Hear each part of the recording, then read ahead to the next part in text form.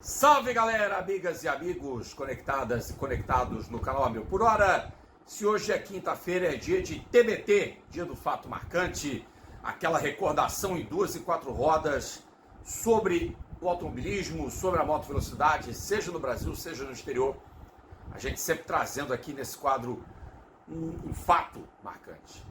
E nesse mês de novembro completou-se 30 anos do desaparecimento de uma das maiores equipes de todos os tempos da história da Fórmula 1, umbilicalmente ligada a dois grandes pilotos brasileiros, e é sobre ela que vamos falar neste TBT, fazer um apanhado da história dessa escuderia que, para o bem e para o mal, revolucionou a história da Fórmula 1. Acho que vocês já sabem até de quem eu falo pela apresentação, então, sem muita transição, vinheta no ar.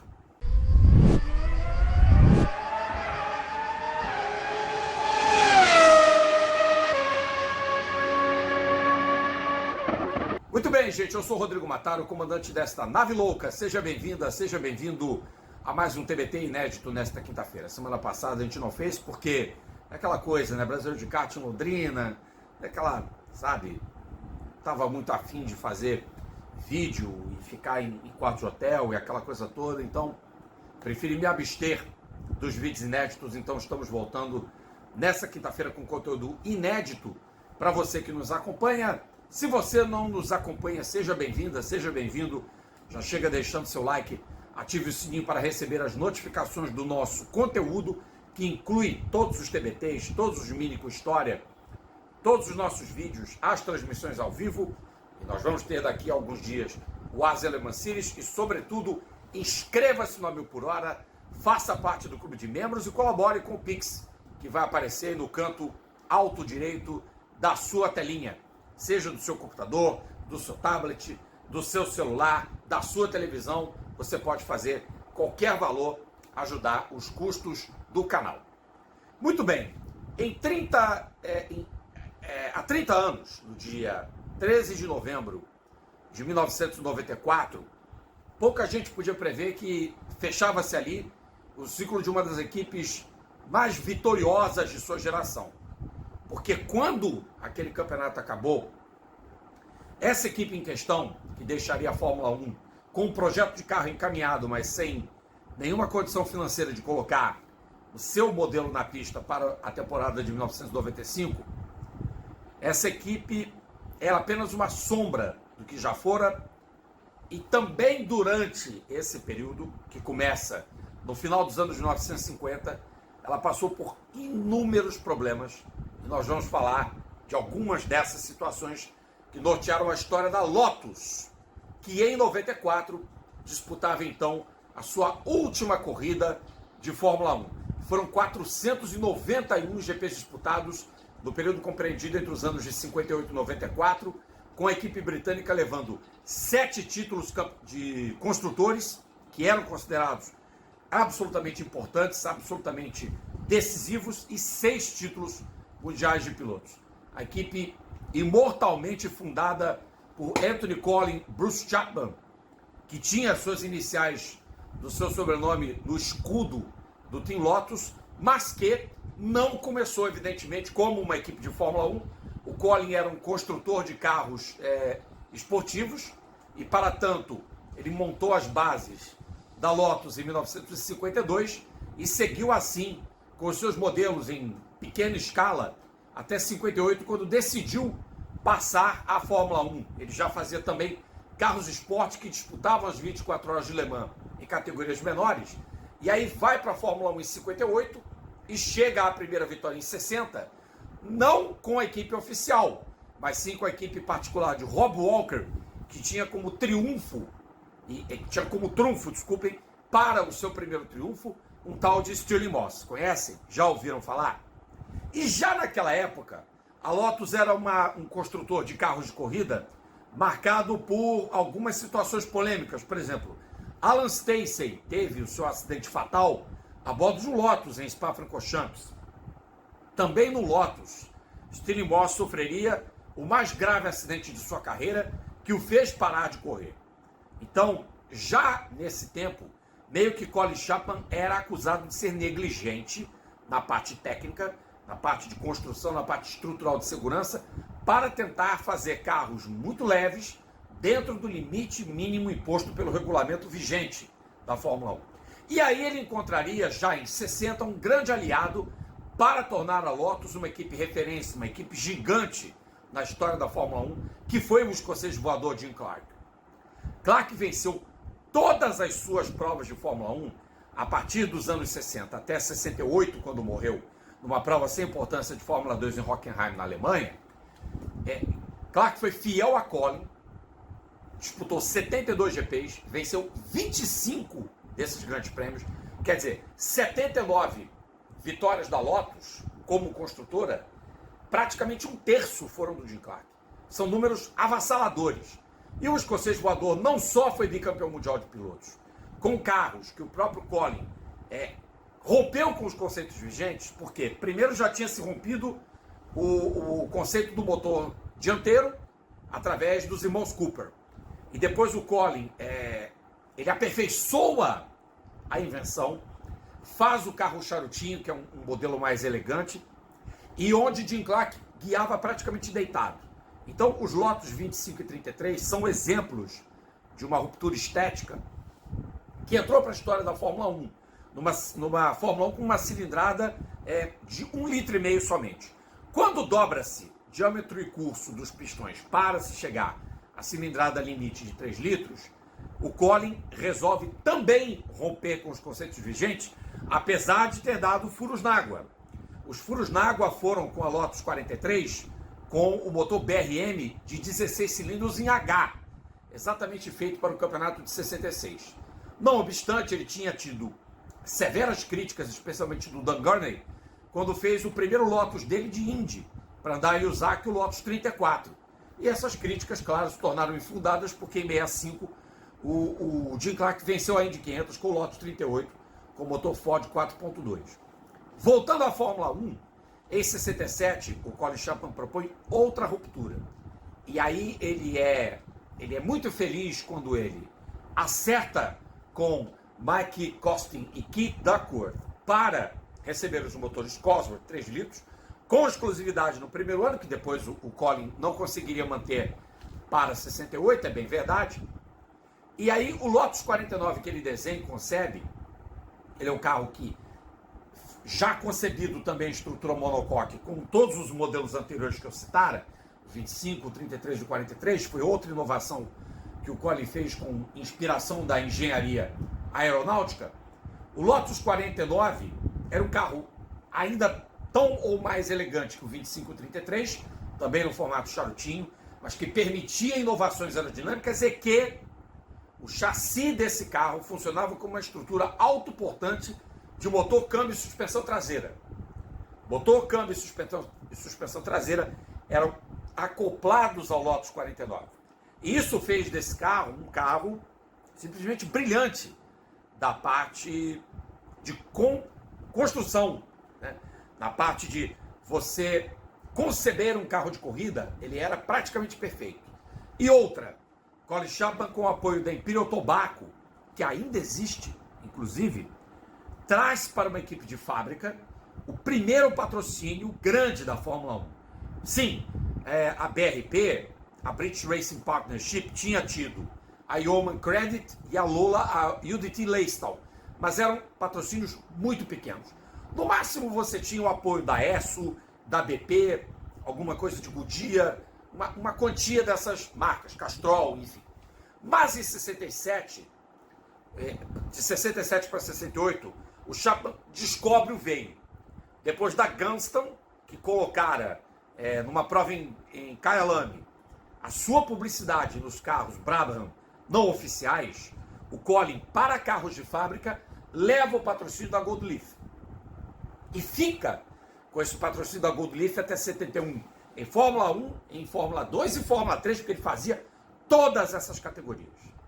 Todas essas categorias com a Lotus Components para as divisões menores, para as divisões de acesso, o Team Lotus para a divisão de Fórmula 1, onde ele tinha Peter Ward, Maurice Philip, Dick Scammell, tinha uma série de pessoas que trabalhavam em torno dele. E mesmo depois da morte do Clark, o Colin Chapman continuou nas suas invencionices. Fez um carro de turbina a gás para andar em Indy. E esse carro matou o Mike Spence. Depois esse carro viraria um Fórmula 1 e andou algumas provas efetivamente com o Rennie Wiesel, com o Dave Walker e com o Emerson Fittipaldi. Fez um carro com tração integral nas 4 rodas. Bom, até aí, dando um salvo-conduto ao Colin. Nisso, ele não foi o único que errou sozinho. Porque McLaren e Matra, em 69, fizeram carros também four-wheel drive e foram absolutamente ineficazes. Mas depois do conceito do Lotus 49, que depois foi adaptado com um spoiler dianteiro e com uma asa traseira enorme, de quase 2 metros de altura, que teria provocado até a morte do Rindt antes de o piloto austríaco falecer nos treinos do GP da Itália de 70, aí vem a Lotus 72, que é um dos carros mais icônicos da história do Team Lotus. Porque ele também rompe com conceitos, ele vem com a dianteira em cunha, vem com freio inboard, vem com toda uma questão e com a asa grudada no conjunto do carro, né, dando um ar ainda mais elegante e ditando uma moda que a Fórmula 1 passaria a viver no período subsequente. E depois vindo os periscópios também nas cornetas de admissão dos motores. Então o Colin, ele rompia também com os conceitos vigentes. E mesmo quando ele tentava outras rupturas, aí ele fracassava, ele dava os seus tiros fora d'água. Nós já falamos alguns aqui, e falaremos de mais outros. E com o JPS Lotus 72, o Emerson é campeão de pilotos, e a Lotus consegue ser campeã de construtores usando apenas os pontos do Emerson, porque o Dave Walker, que já foi tema de TBT, era um 0 à esquerda. O Dave Walker foi disparado um dos piores segundos pilotos da história. E aí o Colin traz o Ronnie Peterson e cria uma situação de confrontar 2 velhos amigos de fora das pistas e provoca a saída do Emerson da Lotus. Então a equipe, apesar de ainda dar uma sobrevida boa ao JPS 72, ela fracassa com o Lotus 76, que era um carro de 4 pedais de embreagem eletrônica. Fracassa com a primeira versão do Lotus 77, que é o carro de 76. Então a equipe experimenta um período de 2 anos sem vitória. O que para a equipe do Colin Chapman era muito numa época em que a Lotus era a grande rival da Ferrari. Não era a McLaren e nem a Brabham. A grande rival em número de vitórias de equipe que mais ganhava na Fórmula 1 era a Lotus contra a Ferrari. Então as duas se batiam ali. E ficar sem ganhar foi um troço meio duro para o Colin. E aí vem a outra ruptura, essa talvez uma das mais brilhantes dele, onde ele usa o perfil de uma asa de avião invertida, outra vez um experimento ligado à área de aeronáutica, usando também o princípio de Bernoulli às avessas, e Colin Chapman faz os Lotus 78 e 79, que são obras-primas. O 79 muito mais do que o 78, pois é campeão mundial, com o Mario Andretti, o último título de pilotos da Lotus.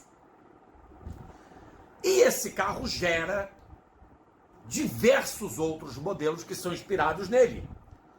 Lembra aquela máxima, né? Na Fórmula 1 nada se cria, tudo se copia. E as cópias surgiram em 79.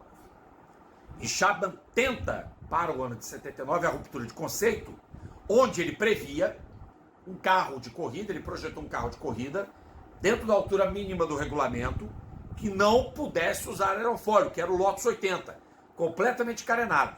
O grande problema do Lotus 80 foi a sua ineficácia, porque era um carro completamente flexível, como era o Arrows A2 e como era o Copesuca Fittipaldi F6.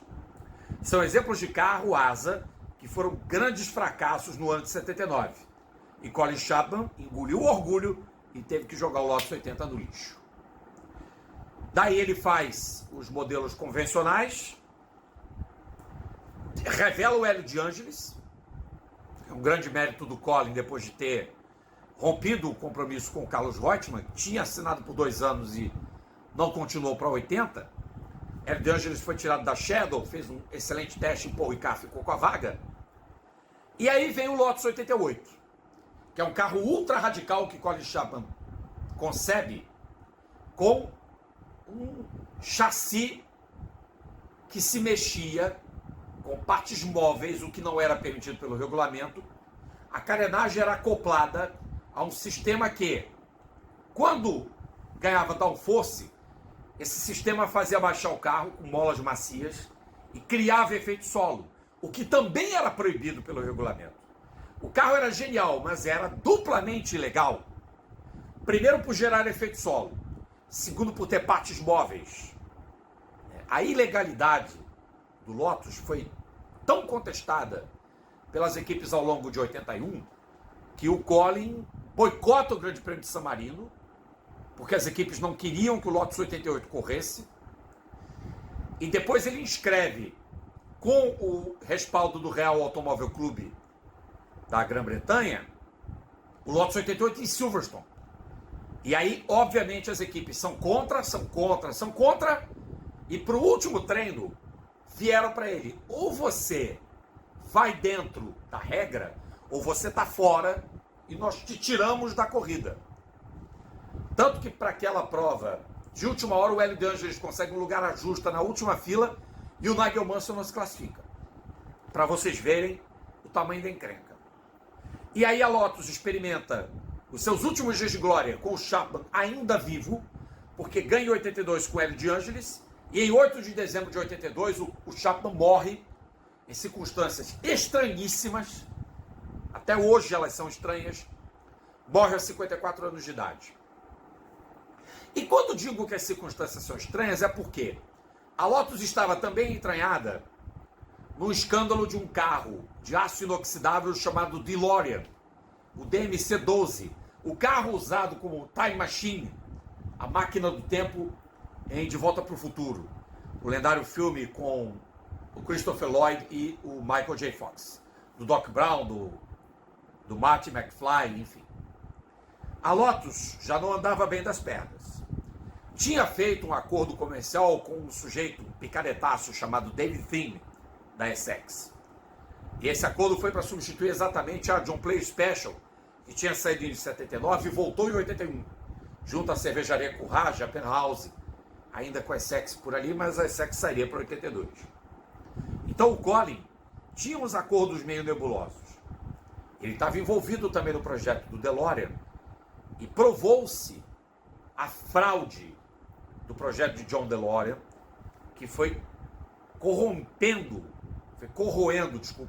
as estruturas da Lotus Cars, da Lotus Engineering e do Team Lotus também. Mas apesar da morte do Colin, de todo o escândalo do DeLorean, que ainda reverberaria para a equipe até praticamente o fim da sua existência, enquanto Lotus de Colin Chapman, tá? Não as clones, das quais a gente vai falar, mas a Lotus ainda vence corridas com Hélio de Angelis, eventualmente briga por campeonatos e vem a Ayrton Senna em 85.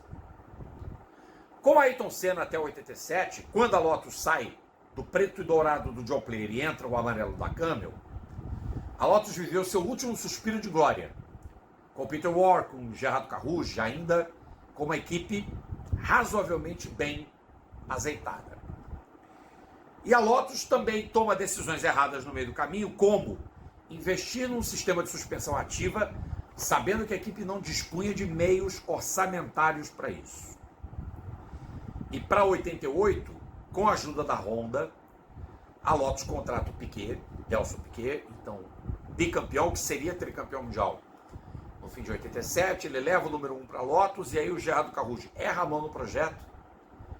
O Piquet até hoje fala que foi o pior carro de Fórmula 1 que ele dirigiu. Por algum tempo, de forma até de certa forma leviana, ele acusou o do Caruso de ter feito um carro ruim a mando do Ayrton Senna, o que nunca foi comprovado, jamais seria comprovado. E aí, essa temporada ruim em 88, onde a Lotus passou longe, mas longe das vitórias, porque tem, se não me engano, 3 pódios só em 88. Aí inicia-se a lenta decadência do Team Lotus. O próprio Piquet foi parte dessa decadência em 89. Ela aumenta com Derek Warwick e Martin Donnelly, tem um ponto nevrálgico de um acidente quase fatal do Donnelly em Jerez de la Frontera. E aí, nos últimos suspiros da equipe, a Lotus ainda é capaz de revelar talentos. Mika Häkkinen é um que surge. Ressurge o Johnny Herbert. Vem o Alessandro Zanardi. Vem o Pedro Lamy. Vem o Mika Salo.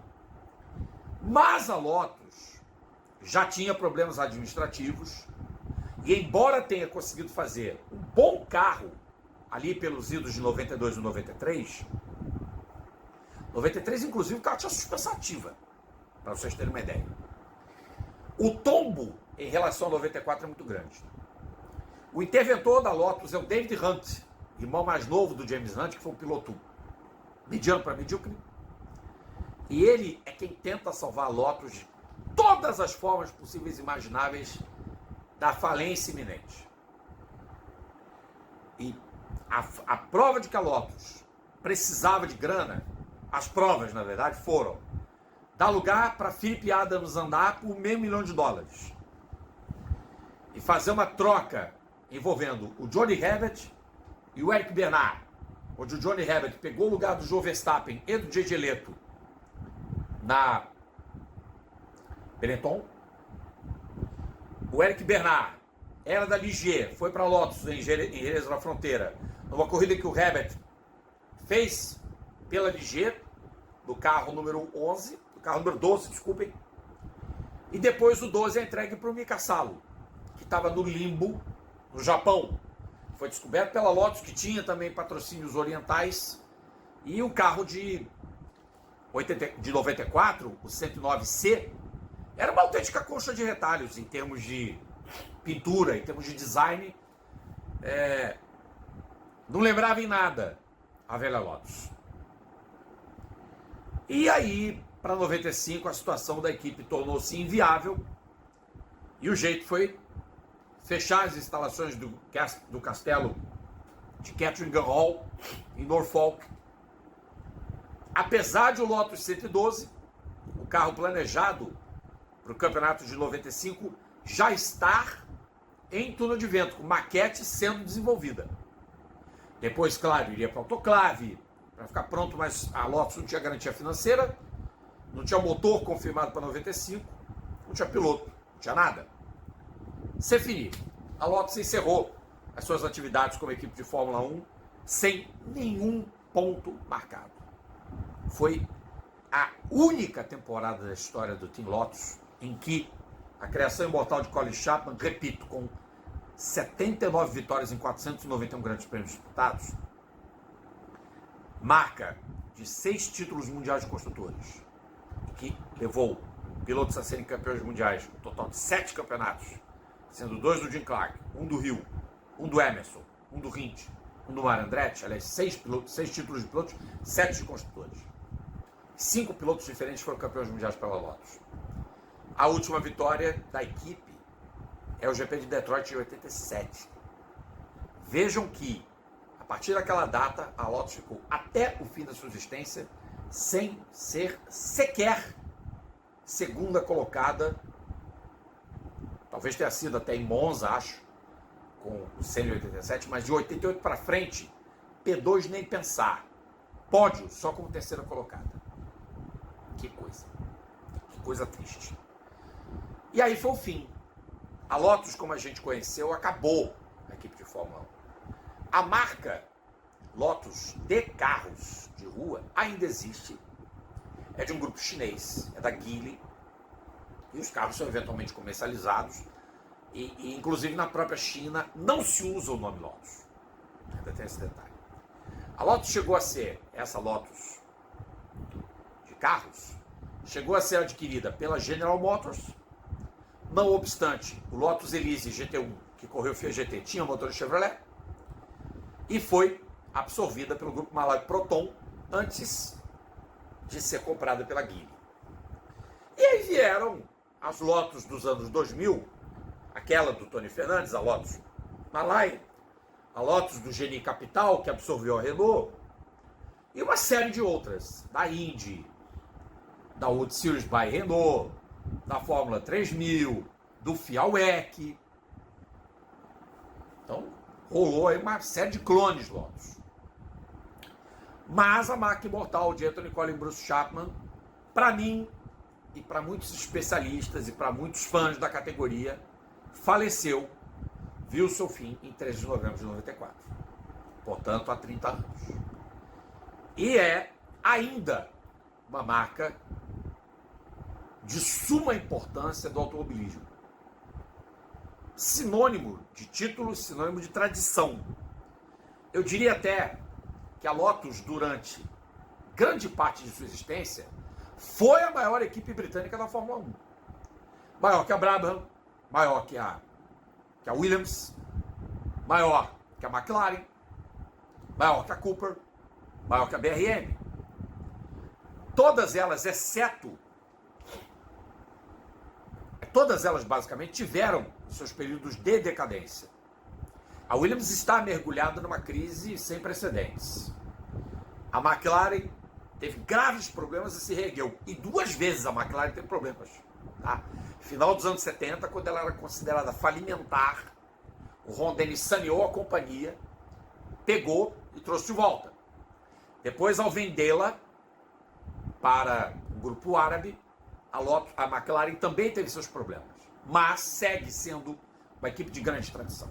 A Brabham faliu, a BRM acabou, a Cooper também. E a Lotus entrou pelo mesmo rumo. E não mencionei também outra equipe que surgiria muito tempo depois da Lotus, que é a Tyrrell. Também teve seu período glorioso, muito mais com Stewart do que qualquer outro piloto. Podia ser considerado uma equipe de ponta? Sim, mas não foi pelo período que a Lotus foi. E sempre lembrando que o Colin Chapman teve o mérito de trazer uma lufada de ar fresco na parte comercial, de introduzir os contratos com patrocinadores, de inovar. Ele nunca teve medo de inovar. Claro, pagou preços muito altos pelas suas inovações. A morte de diversos pilotos, como Hind, como Mike Spence, por exemplo. Tragédias envolvendo o time, como a de Ronnie Peterson, a largada do GP da Itália de 78, mas era um preço muito alto. E Colin sempre esteve disposto a pagar esse preço. Mas o destino quis que a Lotus nunca mais voltasse para a Fórmula 1 com os auspícios de Colin Chapman, do jeito que ele gostaria que fosse. Tinha um embleminha lá no Pico do Pacífico em 95 e nada mais. E não considerem a Lotus da Genie, não considerem a Lotus do Tony Fernandes como tendo sido Lotus mesmo. Eu, particularmente, não considero. Porque não eram, tá? Essência e na Gênese não eram filhas herdeiras diretas da genialidade de Anthony Colin Bruce Chapman. É isso, gente. O TBT do A Mil por Hora com o Rodrigo Matar fica por aqui. E amanhã nós temos mais um VT inédito, mais um vídeo inédito da série Minuscula História. Tchau!